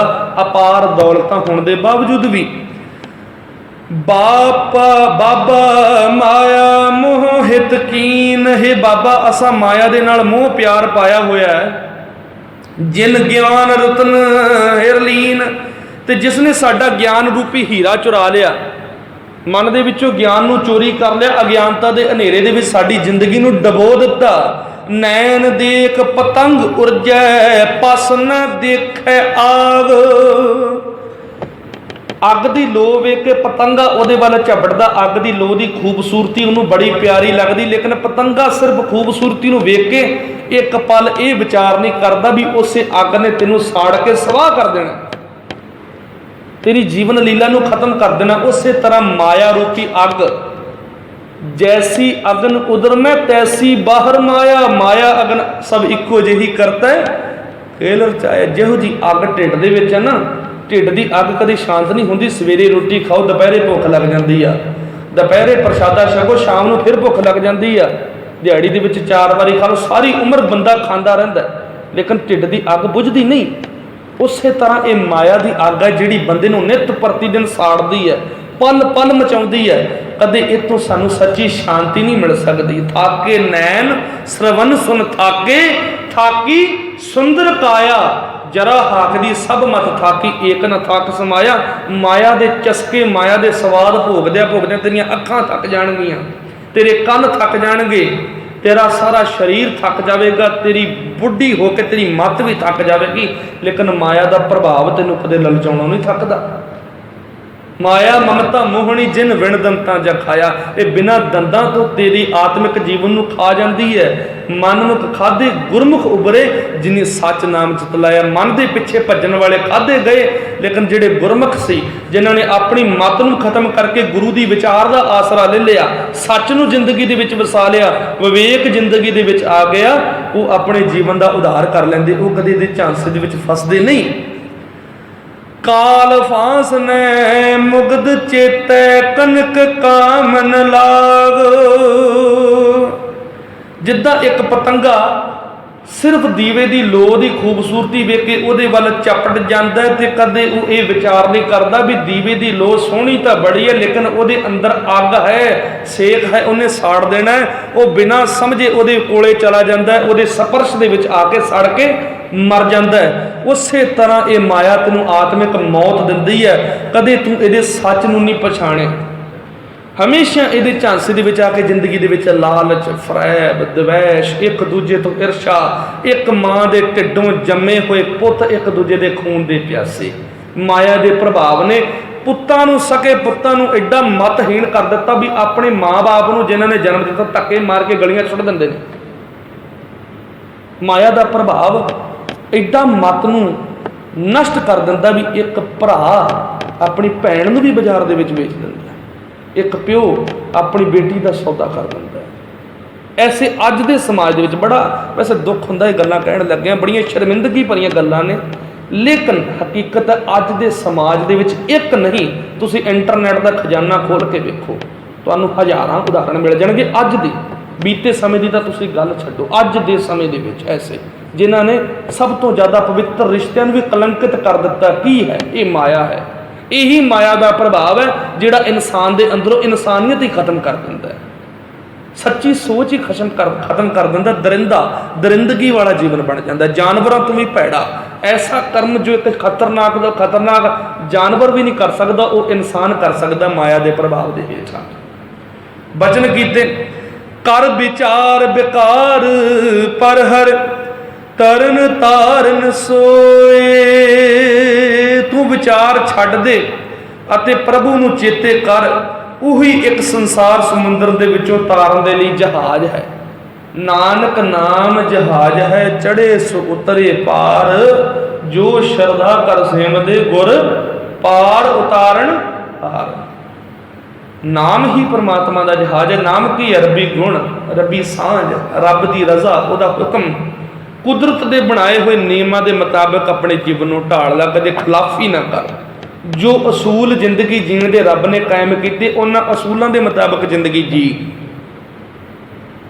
ਤੇਰਾ ਪਾਰ ਉਤਾਰਾ ਹੋ ਜਾਵੇਗਾ। ਸ਼ਰਧਾ ਦੇ ਨਾਲ ਆਪਣੇ ਗੁਰੂ ਦੀ ਸੇਵਾ ਕਰ। ਜੋ ਸ਼ਰਧਾ ਕਰ ਸੇਵਦੇ ਗੁਰ ਪਾਰ ਉਤਾਰਨ ਹਾਰ। ਗੁਰੂ ਉਹਨਾਂ ਦਾ ਪਾਰਾ ਉਤਾਰਾ ਕਰ ਸਕਦਾ ਜਿਨ੍ਹਾਂ ਦਾ ਭਰੋਸਾ, ਜਿਨ੍ਹਾਂ ਦੀ ਸ਼ਰਧਾ ਰੱਬ ਦੇ ਨਾਲ ਹੋਵੇ। ਹੁਣ ਸ਼ਰਧਾ ਸਿਰਫ ਵਿਖਾਵੇ ਦੀ ਨਹੀਂ ਵੀ ਹੱਥ ਜੋੜ ਕੇ ਇੱਥੇ ਘੰਟਾ ਅਸੀਂ ਨਾਕੀ ਰਗੜੇ ਜਾਈਏ ਲੰਮੇ ਪੈ ਕੇ। ਗੱਲ ਤਾਂ ਮੱਤ ਨੂੰ ਚਕਾਉਣ ਦੀ ਨਾ। ਗੁਰੂ ਕੀ ਹੈ? ਗੁਰੂ ਗਿਆਨ ਹੈ, ਗੁਰੂ ਸ਼ਬਦ ਹੈ। ਸ਼ਬਦ ਗੁਰੂ ਸੁਰਤ ਧੁਨ ਚੇਲਾ, ਨਾਨਕ ਬਾਂਧਿਓ ਪਵਨ ਆਰੰਭ ਸਤਿਗੁਰ ਮਤ ਵੇਲਾ। ਏਕੋ ਧਰਮ ਦ੍ਰਿੜੈ ਸਚ ਕੋਈ। ਹੁਣ ਗੱਲ ਤਾਂ ਇਹ ਹੈ ਨਾ ਵੀ ਗੁਰੂ ਦੀ ਵਿਚਾਰ ਨੂੰ ਆਪਣੇ ਪੱਲੇ ਬੰਨਣਾ। ਹਿਰਦੈ ਚਰਨ ਸ਼ਬਦ ਸਤਿਗੁਰ ਕਾ, ਨਾਨਕ ਬਾਂਧਿਓ ਪਾਲ। ਚਰਨਾਂ ਦਾ ਆਸਰਾ ਲੈਣਾ, ਚਰਨਾਂ ਦਾ ਆਸ਼ੀਰਵਾਦ ਲੈਣਾ ਤੇ ਪੀੜਾ ਸਾਹਿਬ ਦੀਆਂ ਲੱਤਾਂ ਘੁੱਟਣੀਆਂ ਬੰਦ ਕਰ ਦਿਓ। ਰੱਖੜੀਆਂ ਦਾ ਕਦੇ ਤਿਉਹਾਰ ਆਉਂਦਾ ਨਾ ਤੇ ਸਾਡੀਆਂ ਭੈਣਾਂ ਕੀ ਕਰਨਗੀਆਂ। ਹੁਣ ਜੇ ਇਹ ਗੱਲਾਂ ਕਰੀਏ ਤੇ ਕਈ ਵਾਰ ਸਾਨੂੰ ਕਹਿ ਦਿੱਤਾ ਜਾਂਦਾ ਵੀ ਤੁਸੀਂ ਸਾਡੀ ਆਸਥਾ ਤੇ ਚੋਟ ਕਰਦੇ ਹੋ। ਨਹੀਂ ਭੈਣੋ, ਚੋਟ ਨਹੀਂ ਹੈ। ਵਿਵੇਕ ਵਾਲੀਆਂ ਬਣੋ, ਸਮਝਦਾਰ ਬਣੋ। ਪੀੜਾ ਸਾਹਿਬ ਦੀ ਲੱਤ ਨੂੰ ਰੱਖੜੀ ਬੰਨਣ ਦੇ ਨਾਲ ਗੁਰੂ ਦੀਆਂ ਖੁਸ਼ੀਆਂ ਪ੍ਰਾਪਤ ਨਹੀਂ ਹੁੰਦੀਆਂ। ਉਹ ਕੋਈ ਗੁੱਟ ਥੋੜ੍ਹੀ ਹੈ ਮਹਾਰਾਜ ਦਾ। ਚਰਨ ਗੁਰੂ ਸਾਹਿਬ ਦੇ ਤੁਹਾਨੂੰ ਚਾਹੀਦੇ ਨੇ। ਚਰਨ ਸਤਿਗੁਰ ਕੇ ਚਰਨਾਂ ਧੋਏ ਧੋਏ ਪੀਵਾਂ। ਹੁਣ ਚਰਨ ਕਿੱਦਾਂ ਧੋਵੋਗੇ ਕਿ ਗੁਰੂ ਗ੍ਰੰਥ ਸਾਹਿਬ ਮਹਾਰਾਜ ਉੱਤੇ ਪਾਣੀ ਡੋਲ ਕੇ ਤੁਸੀਂ ਪੀਣਾ? ਕੀ ਚਰਨ ਨੇ? ਹਿਰਦੈ ਚਰਨ ਸ਼ਬਦ ਸਤਿਗੁਰ ਕਾ। ਸੱਚਾ ਗੁਰੂ ਦੇ, ਸੱਚੇ ਗੁਰੂ ਦੇ ਸੱਚੇ ਚਰਨ ਗੁਰੂ ਦਾ ਸ਼ਬਦ ਹੈ। ਸ਼ਬਦ ਗੁਰੂ ਹੈ ਤੇ ਸ਼ਬਦ ਦੇ ਚਰਨਾਂ ਨੂੰ ਕਿੱਦਾਂ ਧੋ ਕੇ ਪੀਣਾ? ਨਾਨਕ ਬਾਂਧਿਓ ਪਾਲ, ਭਾਵ ਗੁਰੂ ਦੀ ਗੱਲ ਨੂੰ ਆਪਣੇ ਪੱਲੇ ਬੰਨ ਲਓ। ਤੁਹਾਡੀ ਜ਼ਿੰਦਗੀ ਨੂੰ ਗੁਰੂ ਦੇ ਚਰਨਾਂ ਦਾ ਆਸਰਾ ਮਿਲ ਜਾਵੇਗਾ। ਕੋ ਸਤਨਾਮ ਸ਼੍ਰੀ ਵਾਹਿਗੁਰੂ। ਵਿਖਾਵਿਆਂ ਦੇ ਨਾਲ ਨਹੀਂ। ਸ਼ਰਧਾ ਤੇ ਮੂਰਖਤਾ ਦੇ ਵਿੱਚ ਫਰਕ ਜ਼ਰੂਰੀ ਹੋਣਾ ਚਾਹੀਦਾ। ਸ਼ਰਧਾ ਦੇ ਨਾਮ ਤੇ ਮੂਰਖਤਾ ਕਰਨਾ ਧਰਮ ਨਹੀਂ ਹੈ। ਧਰਮ ਨੂੰ ਸਮਝ ਕੇ ਧਾਰਮਿਕ ਬਣਨਾ ਹੈ। ਸਿਰਫ ਕਹਿਣ ਦੇ ਨਾਲ, ਵਿਖਾਵਿਆਂ ਦੇ ਨਾਲ ਨਹੀਂ ਵੀ ਜਿੱਧਰ ਕੋਈ ਤੁਰ ਪਿਆ ਤੇ ਉੱਧਰ ਹੀ ਤੁਰ ਪਈਏ, ਅਸੀਂ ਥੰਮਾਂ ਨੂੰ ਮੱਥੇ ਟੇਕਦੇ ਫਿਰੀਏ, ਐਵੇਂ ਬੁਰਜੀਆਂ ਨੂੰ ਜੱਫੀਆਂ ਪਾਉਂਦੇ ਫਿਰੀਏ। ਇਹ ਧਰਮ ਨਹੀਂ ਹੈ। ਜੱਫੀ ਪਾਉਣੀ ਹੈ ਤੇ ਆਪਣੀ ਸੁਰਤ ਦੀ ਜੱਫੀ ਗੁਰੂ ਦੇ ਸ਼ਬਦ ਨੂੰ ਪਾਓ, ਤਾਂ ਕਿ ਜ਼ਿੰਦਗੀ ਦੇ ਵਿੱਚ ਗਿਆਨ ਤੇ ਚੇਤਨਾ ਪੈਦਾ ਹੋਵੇ। ਜ਼ਿੰਦਗੀ ਜੀਣੀ ਆ ਜਾਵੇ, ਪਤਾ ਲੱਗ ਜਾਵੇ ਵੀ ਹਾਂ ਅਸੀਂ ਜ਼ਿੰਦਗੀ ਜੀਣੀ ਕਿੱਦਾਂ। ਇੱਕ ਵੈਲ ਪਰਸਨੈਲਿਟੀ ਨੂੰ, ਸਾਡੀ ਪਰਸਨੈਲਿਟੀ ਨੂੰ ਡਿਵੈਲਪ ਕਰਦੀ ਗੁਰੂ ਗ੍ਰੰਥ ਸਾਹਿਬ ਮਹਾਰਾਜ ਦੀ ਬਾਣੀ। ਇੱਕ ਉੱਚਾ ਆਚਰਣ ਬਖਸ਼ਦੀ, ਇੱਕ ਵਿਵੇਕ ਬਖਸ਼ਦੀ ਹੈ। ਤੇ ਜਦੋਂ ਗੁਰੂ ਸਾਹਿਬ ਦੇ ਨਾਮ ਤੇ ਅਸੀਂ ਅਡੰਬਰ ਕਰੀਏ ਤੇ ਕੀ ਮੈਸੇਜ ਦਿੰਦੇ ਹਾਂ ਦੁਨੀਆ ਨੂੰ ਵੀ ਸਾਡਾ ਗੁਰੂ ਸਾਨੂੰ ਇਹ ਸਿਖਾਉਂਦਾ ਸਾਡਾ ਗੁਰੂ ਸਾਨੂੰ ਇਹ ਸਿਖਾਉਂਦਾ ਵੀ ਧਾਗਿਆਂ ਤਵੀਤਾਂ ਦੇ ਕੋਲੇ ਜਾਓ। ਸਾਡਾ ਗੁਰੂ ਸਾਨੂੰ ਇਹ ਸਿਖਾਉਂਦਾ ਵੀ ਜੰਡਾਂ ਦੀਆਂ ਜੜ੍ਹਾਂ 'ਚ ਤੁਸੀਂ ਤੇਲ ਪਾਉਂਦੇ ਫਿਰੋ, ਮੜੀਆਂ ਦੇ ਉੱਤੇ ਤੁਸੀਂ ਚੌਲ ਚੜਾਉਂਦੇ ਫਿਰੋ। ਗੁਰੂ ਤਾਂ ਇਹ ਸਿਖਾਉਂਦਾ ਵੀ ਚੌਲ ਜਾ ਕੇ ਮੜੀਆਂ ਦੇ ਉੱਤੇ ਨਾ ਸੁੱਟ, ਉਹ ਚੌਲ ਜਾ ਕੇ ਕਿਸੇ ਗਰੀਬ ਦੇ ਢਿੱਡ ਦੇ ਵਿੱਚ ਪਾ, ਗੁਰੂ ਨਾਨਕ ਖੁਸ਼ ਹੋ ਜਾਵੇਗਾ।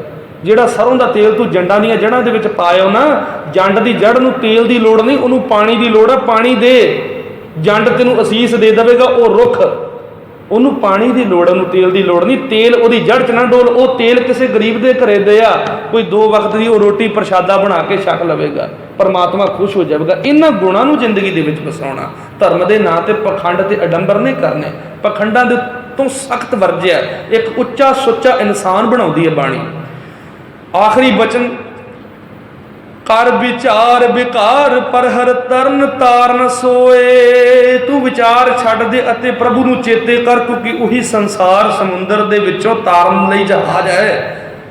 ਮਾਲਕ ਦੇ ਗੁਣਾਂ ਨੂੰ ਜ਼ਿੰਦਗੀ ਦੇ ਵਿੱਚ ਵਸਾ ਕੇ ਵਿਕਾਰ ਪਰ ਹਰ ਭਾਵ ਆਪਣੇ ਅੰਦਰ ਦੇ ਵਿਕਾਰਾਂ ਨੂੰ ਖਤਮ ਕਰ ਲਾ, ਦਵੈਸ਼ ਖਤਮ ਕਰ ਲਾ, ਈਰਸ਼ਾ ਖਤਮ ਕਰ ਲਾ, ਤੇਰੇ ਅੰਦਰ ਨੂੰ ਸ਼ਾਂਤੀ ਮਿਲ ਜਾਵੇਗੀ, ਠੰਡ ਮਿਲ ਜਾਵੇਗੀ। ਅਹੰਕਾਰ ਮਾਰ ਲਾ, ਤਿਆਗ ਮਾਨ ਝੂਠ ਅਭਿਮਾਨ। ਕਹੇ ਕਬੀਰ ਜਗ ਜੀਵਨ ਐਸਾ ਦੁਤੀਆ ਨਾਹੀਂ ਕੋਈ। ਜਗਜੀਵਨ, ਹੁਣ ਇੱਥੇ ਜਗਜੀਵਨ ਲਫ਼ਜ਼ ਇਕੱਠਾ, ਪਹਿਲਾਂ ਸੀ ਜਗ ਜੀਵਨ, ਉੱਥੇ ਜਗਤ ਤੇ ਜੀਵਨ ਦੀ ਗੱਲ ਕੀਤੀ ਗਈ ਸੀ, ਲੇਕਿਨ ਇੱਥੇ ਜਗਜੀਵਨ ਹੈ, ਜਗਤ ਨੂੰ ਜੀਵਨ ਦੇਣ ਵਾਲਾ ਭਾਵ ਪਰਿਪੂਰਨ ਪਰਮਾਤਮਾ ਦੀ ਗੱਲ ਕੀਤੀ ਗਈ ਹੈ। ਕਬੀਰ ਜੀ ਆਖਦੇ ਨੇ, ਸੱਚਾ ਜੀਵਨ ਬਖਸ਼ਣ ਵਾਲਾ, ਆਤਮਿਕ ਆਨੰਦ ਦੇਣ ਵਾਲਾ ਉਹ ਪ੍ਰਭੂ ਸਾਡੀ ਜਿੰਦ ਦਾ ਆਸਰਾ ਹੈ ਤੇ ਹੋਰ ਕੋਈ ਉਸ ਵਰਗਾ ਨਹੀਂ। ਆਪਣੇ ਜੀਵਨ ਨੂੰ ਉਹਦੇ ਹੁਕਮ ਦੇ ਅਧੀਨ ਕਰ ਲਾ, ਤੇਰੇ ਜੀਵਨ ਨੂੰ ਸੱਚਾ ਸੁਖ ਮਿਲ ਜਾਵੇਗਾ। ਕੋ ਸਤਿਨਾਮ ਸ਼੍ਰੀ ਵਾਹਿਗੁਰੂ। ਸੋ ਅੱਜ ਦੀ ਵਿਚਾਰ ਨੂੰ ਇੱਥੇ ਵਿਸ਼ਰਾਮ ਹੈ। ਅਗਲੇ ਸ਼ਬਦ ਦੀ ਵਿਚਾਰ ਆਪਾਂ ਕੱਲ ਦੇ ਦੀਵਾਨਾਂ ਦੇ ਵਿੱਚ ਕਰਾਂਗੇ। ਸਤਿਗੁਰੂ ਜੀ ਰਹਿਮਤ ਕਰਨ, ਵਿਛੜਿਆ ਹੋਇਆ ਜੀਵਨ ਗੁਰੂ ਚਰਨਾਂ ਦੇ ਨਾਲ ਜੁੜ ਜਾਵੇ, ਸੱਚੀ ਪ੍ਰੀਤ ਗੁਰੂ ਚਰਨਾਂ ਦੇ ਨਾਲ ਜੁੜ ਜਾਵੇ। ਕਿਸੇ ਦੀਆਂ ਕਮੀਆਂ ਕੱਢਣ ਦੀ ਬਜਾਏ ਜ਼ਿੰਦਗੀ ਦੀਆਂ ਆਪਣੀਆਂ ਕਮੀਆਂ ਨੂੰ ਅਸੀਂ ਪਹਿਚਾਣ ਕੇ ਇੱਕ ਉੱਚੇ ਤੇ ਸੁੱਚੇ ਇਨਸਾਨ ਬਣ ਕੇ ਦੁਨੀਆ ਦੇ ਸਾਹਮਣੇ ਪ੍ਰਗਟ ਹੋਈਏ, ਪ੍ਰੇਰਣਾ ਸਰੋਤ ਬਣੀਏ। ਇਹ ਪ੍ਰੇਰਣਾ ਸੱਚੇ ਗੁਰੂ ਤੋਂ ਸਾਨੂੰ ਮਿਲਣੀ ਹੈ। ਸੋ ਭਰੋਸੇ ਦੇ ਨਾਲ ਗੁਰੂ ਦੇ ਚਰਨਾਂ ਦੇ ਵਿੱਚ ਆ ਕੇ ਨਤਮਸਤਕ ਹੋਇਆ ਕਰੀਏ, ਗੁਰੂ ਦੀ ਬਾਣੀ ਨੂੰ ਸਮਝੀਏ, ਪੜ੍ਹੀਏ, ਵਿਚਾਰੀਏ ਤੇ ਆਪਣੇ ਜੀਵਨ ਦੇ ਵਿੱਚ ਕਮਾਉਣ ਦਾ ਯਤਨ ਕਰੀਏ। ਸੋ ਗੁਰੂ ਮਹਾਰਾਜ ਮਿਹਰਬਾਨ ਹੋਣ। ਆਓ ਆਨੰਦ ਸਾਹਿਬ ਜੀ ਦਾ ਪਾਠ ਕਰਕੇ ਸਮਾਪਤੀ ਕਰੀਏ। ਕੋਈ ਰਸਨਾ ਵਾਂਝੀ ਨਾ ਰਵੇ। ਗੱਜ ਵੱਜ ਕੇ ਗੁਰੂ ਫਤਿਹ ਬੁਲਾਓ ਜੀ। ਵਾਹਿਗੁਰੂ ਜੀ ਕਾ ਖਾਲਸਾ, ਵਾਹਿਗੁਰੂ ਜੀ ਕੀ ਫਤਿਹ।